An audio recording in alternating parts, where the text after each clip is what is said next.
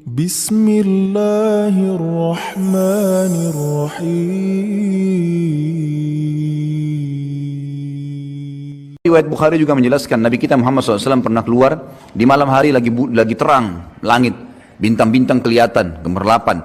Apalagi zaman dulu tidak ada penerang lampu seperti kita, tidak ada penerangan lampu. Jadi kalau orang makin gelap, tidak ada penerangan lampu, makin terang kita melihat langit ya. Kelihatan bintang-bintang gemerlapan, kata Nabi SAW, apakah kalian lihat bintang-bintang itu? Kata mereka para sahabat, tentu ya Rasulullah, jelas sekali, terang. Kata Nabi SAW, demi zat yang ubun-ubunku dalam genggamannya, demi Allah, nanti kalian di istana, kalian di surga akan melihat istana-istana di atas kalian, derajat di atasnya, seperti kalian lihat dari bumi sekarang bintang-bintang itu. Jauh sekali, cuma bisa lihat cahayanya. Lalu mereka pun berkata, ya Rasulullah, apakah itu duduknya, tempatnya ahli surga, tempatnya para nabi-nabi? Kata Nabi SAW, bukan. Itu adalah tempat orang-orang soleh dari umatku. Perbedaan derajat di antara mereka. Jadi sangat luar biasa. Oleh karena itu teman-teman sekalian, jangan mulai sekarang, mulai detik ini, ubah sebuah pola hidup yang selalu ada pada diri kita. Seperti misal, banyak orang di antara kita banyak buang-buang waktu kosong. Waktu kosong. Pada saat lagi waktu kosong, kemana kebanyakan orang? Ke pasar, ke mall, habisin waktu. Berjam-jam habisin waktu di situ. Di mall teman-teman sekalian, di dalam sebuah hadis Bukhari dikatakan syaitan menancapkan bendera perangnya di mall, di pasar. Itu tempatnya. Dan kata Nabi SAW, makin tanda-tanda hari kiamat adalah banyaknya pasar bersebelahan. Banyak. Antum bukan tidak boleh masuk pasar, boleh masuk pasar. Tapi bukan program hidup. Jangan begitu weekend lagi libur, Sabtu Ahad, antum masukkan habisin waktu di sana. Teman-teman sekalian, coba renungi apa yang saya bilang ini. Mudah-mudahan kita bisa ambil pelajaran dari situ. Kalau weekend pun kita lagi tidak bisa, kita lagi liburan, Sabtu Ahad misalnya, kita lagi ada waktu lowong, gunakan, coba ubah sekarang pola pikirnya. Hiburan itu bukan mall, hiburan itu bukan pantai, hiburan itu bukan kolam renang, hiburan itu bukan jalan menghabiskan waktu ke sana sini, buang-buang waktu. Tapi hiburan itu teman-teman sekalian adalah majelis ilmu. Hiburan yang sebenarnya adalah masjid. Hiburan sebenarnya pergi ke rumah anak yatim. Coba begini, teman-teman yang punya anak kecil, coba praktekin deh. Yang selama ini kita tanamkan pada jiwa anak-anak kita kebanyakan adalah habisin waktu pada saat liburan sekolah di mall, di kolam renang. Kadang-kadang bahkan ada di pintu-pintu kolam renang, kita temukan ikhwah yang berjenggot, akhwatnya pakai jilbab besar, ngantar anaknya ke dalam kolam renang. Di dalam satu kolam renang semuanya telanjang. Kalau azabnya Allah turun, kena nggak dia? Dan yang paling masalah adalah bagaimana kita menanamkan pendidikan itu pada anak-anak. Dia akan tertanam di benaknya, oh kalau saya liburan kolam renang, oh kalau saya liburan ke mall. Daripada antum habisin uang 1 juta, 2 juta, banyak orang begitu saya temukan, habisin sudah hanya mainin anak-anaknya, mainan putar-putar, ngeng ribut. Sebentar naik ayah mau ini, ibu mau ini, gonta-ganti itu, habis percuma. Coba pakai pola ini. Uang yang 1 juta yang antum gunakan untuk habisin waktu tamasya, coba beli beras setengah kilo, bungkusin, bawa anak-anak di mobil, di kendaraan antum lalu bilang, nah ayah sama ibu mau bawa kamu ke tempat yang paling menyenangkan. Apa itu ayah? Apa itu bu? Mall? Nanti lihat aja sendiri. Bawa ke panti asuhan. Begitu masuk parkir panti asuhan, mereka akan tanya, apa ini? Nanti kamu akan tahu nak, turun, jangan buru-buru. Masuk, sampaikan kepada ketua panti asuhan, saya lagi bawa bantuan buat anak-anak yatim di sini, dan saya mau didik anak saya supaya membagikan makanan kepada mereka. Tolong dikumpulin semua, kumpulin. Kemudian bilang, nak, tunjuk. Ini anak-anak yatim sekarang. Yatim itu artinya tidak ada ayahnya. Lihat bagaimana ngumpul mereka di satu tempat seperti ini. Makanan pun mereka makan rame-rame. Mereka tidak bisa minta lebih kalau sudah habis. Orang tuanya nggak ada. Kalian sekarang masih punya ayah, masih punya ibu. Ada pengen makanan tinggal buka kulkas, tinggal minta.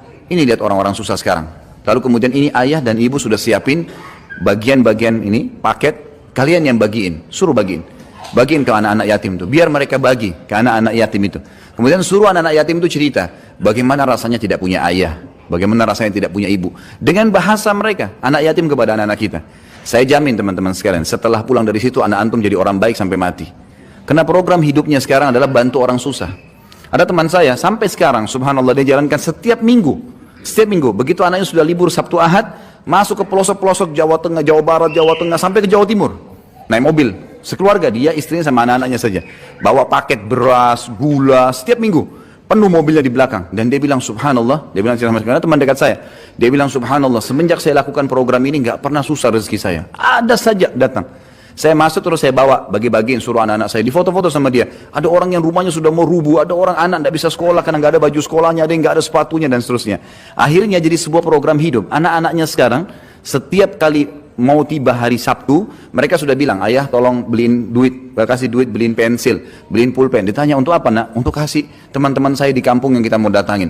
Setiap minggu dia pindah-pindah kampung tuh, didata sama dia, sampai dia punya data ribuan orang miskin, orang muslim, yang tidak ada pernah orang datang bawa bantuan ke sana. Dan anak-anaknya dari kecil sudah dilatih seperti itu. Sekarang anak-anaknya sudah mulai ada yang balik. Program hidupnya adalah kalau susah, kalau liburan pasti ke tempat-tempat ini, tempat-tempat seperti ini. Kira-kira mana yang lebih bermanfaat teman-teman sekalian?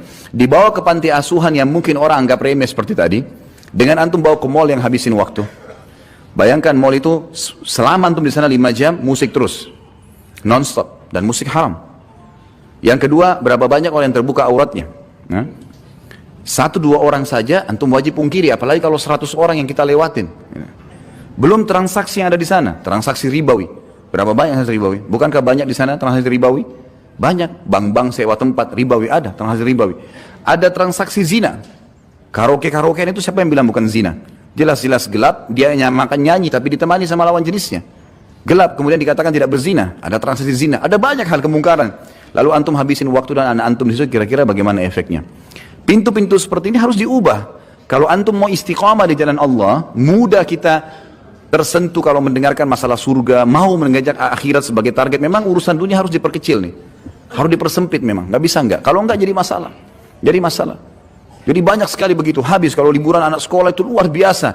Sampai pernah ikhwah-akhwat menyangkul sama saya, Ustaz, kita kalau liburan sekolah nggak tahu harus kemana. Akhirnya saya pun bawa anak saya ke pantai, bawa ke kolam renang, bawa ke sini, habis waktu. Terus saya kasih pemikiran, kenapa nggak dibawa ke panti asuhan? Kenapa nggak dibawa ke majelis ilmu? Kenapa di benak kita selalu majelis ilmu seperti ini hanya untuk orang tua? Kenapa nggak ditanamkan buat anak-anak? Sebagaimana kita bisa rasakan nyaman ilmu ada, kenapa nggak dibawa anak-anak biar dengar? Misal contoh, kan gitu. Kita ubah sekarang persepsi untuk itu, karena memang kalau mau jadi ahli surga seperti itu teman-teman sekalian. Emang harus betul-betul menyempitkan urusan yang bisa membuat kita lalai dari surga. Bahkan bahaya dekat dengan neraka. Contoh saja program sederhana. Saya kadang-kadang kalau ke masjid saya bawa anak-anak saya. Kadang-kadang anak perempuan saya pun ikut. Pada saat masuk masjid ada celengan, saya kasih duit. Ini nak, masukin ke sana. Mereka kasih, untuk apa abati? Dipanggil saya abati. Abati itu ayah sayang gitu. Saya bilang taruh dulu, masukin. Mereka masukin. Begitu mereka kembali, saya bilang ini masjidnya, rumahnya Allah. Itu kotak amal untuk kegiatan masjid. Biasakan kalian menyumbang. Masih kecil, 2 tahun, 3 tahun, 4 tahun, 5 tahun, anak-anak saya alhamdulillah, maka ikut. Akhirnya mereka bicara sama saya. Kalau masuk masjid, abati minta duitnya mau kasih celengan. Baik ini, kasih. Kalau lagi jalan, ada orang miskin lewat. Saya panggil. Lalu saya bilang sama mereka, orang itu mendekat mobil dikasih, ini kasih. Atau saya kasih mereka uang, ini uang, buka jendela kalian kasih dari sana. Kok dikasih tadi orang itu? Lihat orang itu bajunya, lihat susahnya hidup mereka. Kalau kita membantu orang susah, maka kita akan mendapatkan karunia Allah. Kata Nabi SAW, sesungguhnya kalian diberikan rezeki justru karena orang-orang susah di antara kalian. Maka setiap saya naik mobil, kalau anak-anak saya lihat orang susah, mereka tunjuk, itu berarti orang susah tuh.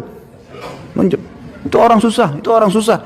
Berhenti, baik kasih sumbangan. Jadi tertanam dalam benak mereka itu.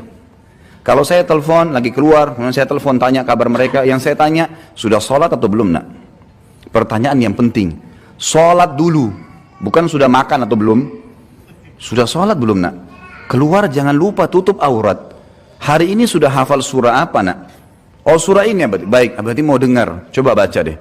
Baca, mereka semangat, karena orang tuanya selalu tanya. Jadi itu yang kita hidupkan dalam suasana mereka. Kalau ini, antum sedang mencetak kader-kader Rabbani.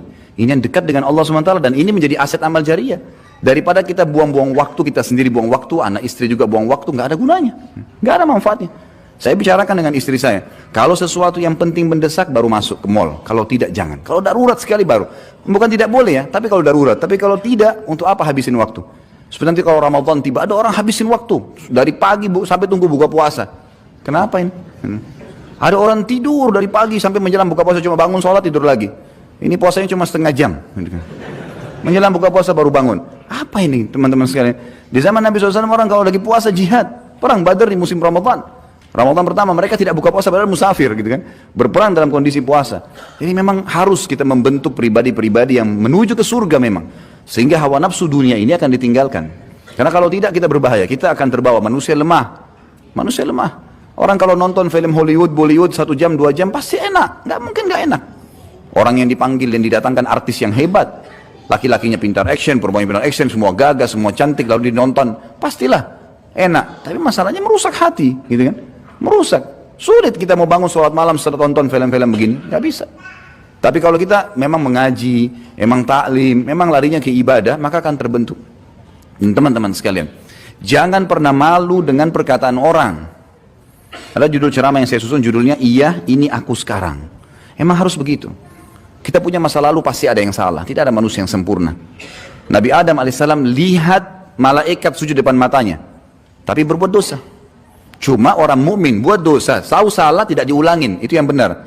Bukan dia sudah tahu salah lalu diulangin, ini berbahaya, gitu kan? Ini sudah masuk dalam perbuatan mungkar yang berbahaya, bisa jadi istidraj, bisa sampai pada tingkatan azabnya Allah di situ.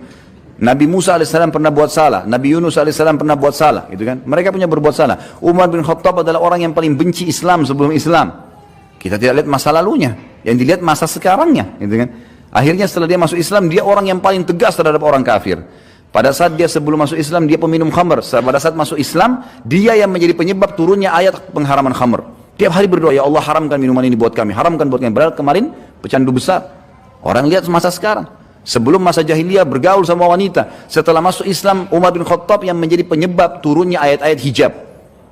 Turunnya ayat hijab justru karena Umar bin Khattab berdoa, ya Allah tutup aurat wanita kami, tutup aurat wanita kami, selalu sampai turun ayat hijab. Dan ada 13 ayat yang turun, semuanya berhubungan dengan permintaan Umar bin Khattab kepada Allah Subhanahu wa taala. Jadi memang masa lalu gak dilihat teman-teman sekalian. Kalau ada teman-teman yang lihat kita kena berubah penampilan, karena orang kalau lebih dekat kepada akhirat memang berubah tuh.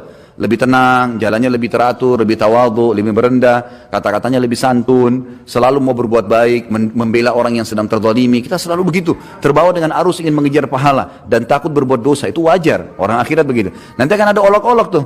Kamu alim ya sekarang, kamu begini ya, kamu begitu ya. Jawab, iya, ini aku sekarang. Dulu ya dulu. Bahkan sampai separah apapun, seorang wanita pernah pelacur misalnya, atau seorang laki-laki memang pernah juga ngelacur, istilahnya sudah nakal sekali luar biasa, terus sekarang dapat hidayah taubat, tetap sama jawabannya, iya, ini aku sekarang. Dulu kamu begitu ya, dulu juga kamu begitu, iya, memang dulu, sekarang ini aku. Sekarang saya bertobat kepada Allah, mudah-mudahan Allah maafkan, itu yang penting. Jadi jangan pernah malu melihat perubahan-perubahan atau terjadi perubahan itu pada diri kita. Ini penting ya, sempitkan semua jalan-jalan menuju ke neraka, buka semua pintu menuju ke surga dengan program-program hidup yang positif kalau surga, dan tinggalkan semua program negatif dalam neraka. Kemudian sama hal tadi yang saya jelaskan, bagaimana kita tidak boleh malu pada saat terjadi perubahan pada diri kita dan berani jawab apa